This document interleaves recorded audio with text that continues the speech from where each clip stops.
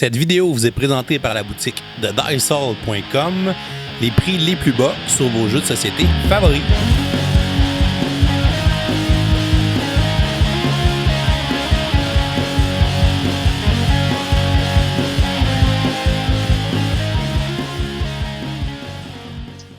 Salut les minigamers, bienvenue à Professeur Board Game, c'est Bruno, je vais être votre parent accompagnateur.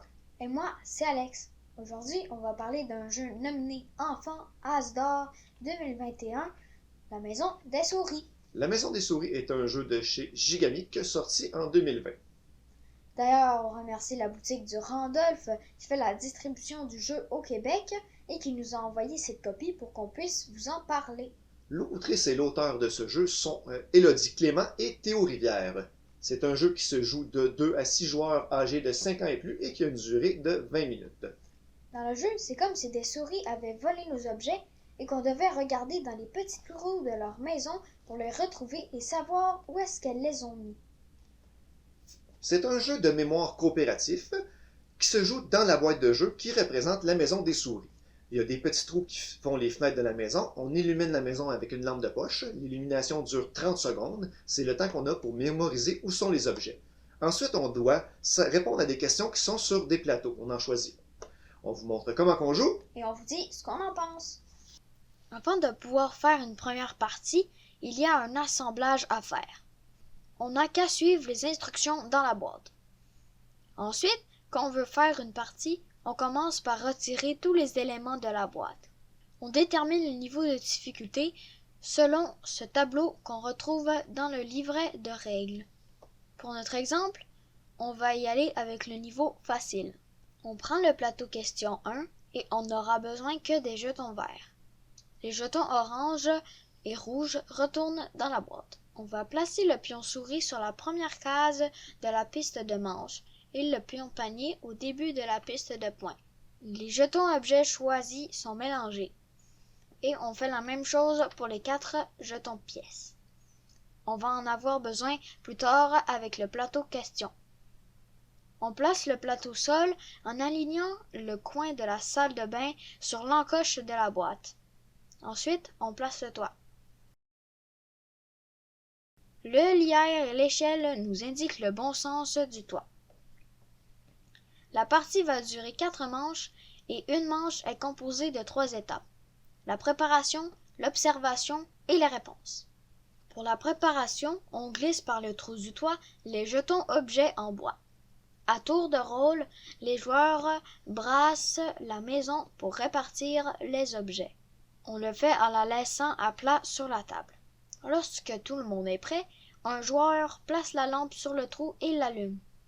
Une fois la lampe allumée, c'est l'étape d'observation qui commence. On a 30 secondes pour observer par les fenêtres de la maison. On doit mémoriser dans quelle pièce sont les objets et pour les niveaux plus avancés, sur quelle face ils sont. On ne doit pas déplacer la maison, mais les joueurs peuvent se déplacer autour de la maison. Les joueurs peuvent aussi se parler pour échanger des informations. Lorsque la lampe s'éteint, les joueurs doivent arrêter de regarder dans la maison. On commence l'étape des réponses en plaçant des jetons questions sur le plateau. Un jeton pièce sur chaque emplacement pièce et un jeton objet sur chaque emplacement objet. Les jetons sont ensuite retournés face visible. Tous ensemble, on doit répondre aux questions en utilisant les jetons réponses.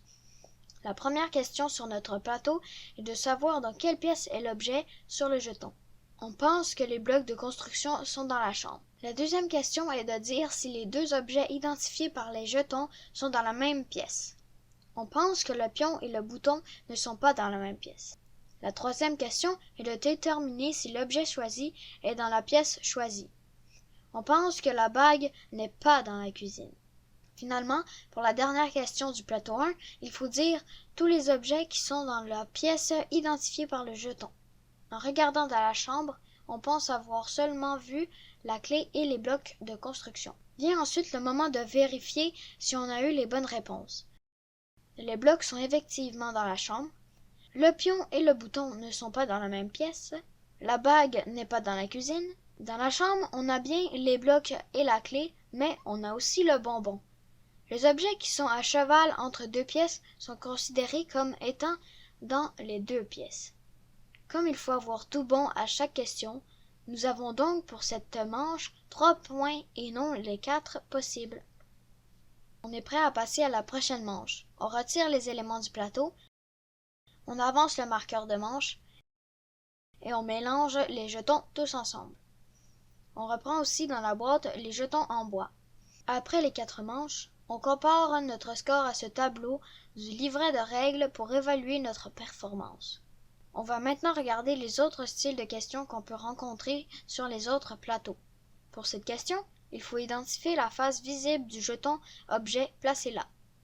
Ici, il faut non seulement trouver tous les objets présents dans la pièce en question, mais aussi la face qui était visible. Et voilà, c'est comme ça qu'on joue à la maison des souris. Qu'est-ce qu'on pense de la maison des souris? C'est pas surprenant qu'un jeu qui a été nominé à l'As d'or 2021, qu'on n'y ait pas trouvé vraiment de défaut, mais on va quand même vous donner notre avis. Pour commencer avec le matériel, commençons par le plateau réponse. C'est le truc le moins rigide du jeu en carton et c'est le moins épais. Ouais. Mais par exemple, c'est sûrement une économie pour mettre le paquet dans le reste du jeu. Parce que, on va se dire, la maison souris, c'est vraiment génial. Une fois qu'on a mis le toit et qu'on regarde dedans, on a vraiment l'impression, à cause des proportions, de regarder dans une maison de souris puis d'espionner les objets qui nous ont volés. Les jetons ici sont vraiment beaux, en bois, très durable, avec les beaux dessins ici qui sont peinturés dessus. Des beaux dessins qui sont partout dans la maison, qui est très mignonne. Jonathan Aucomte a fait un vraiment beau travail.